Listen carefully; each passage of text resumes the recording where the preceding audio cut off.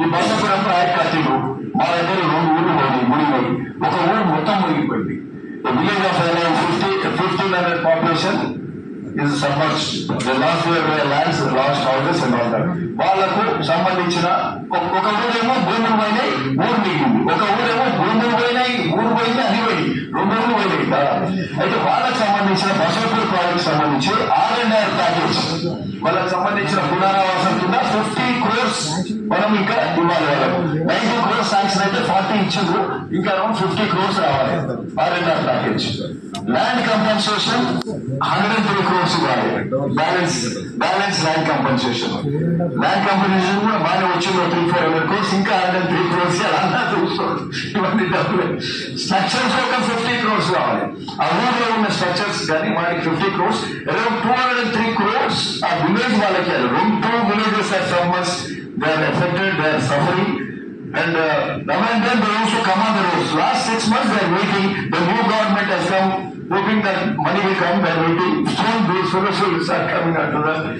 In fact, we also participated in all the dharnas, went to collectorate and all that. This is something which is important. So this is one thing. And ఇది 203 crores ఎందుకంటే తీసేసుకున్నాం, మన భూములు పెంచుకున్నాం, వాళ్ళ డబ్బులు అది కూడా వాళ్ళని వెకేట్ చేయమని చెప్పారు. వాళ్ళ మొత్తం తోడేసిన ప్రాజెక్టు, వాళ్ళ భూములు పోయినాయి, అన్ని పోయినాయి. R&R ప్యాకేజ్ కట్టి వాళ్ళ భూముల నుంచి వీళ్ళు వెకేట్ చేసిండ్రా, భూముల నుంచి వెకేట్ చేసినట్టే.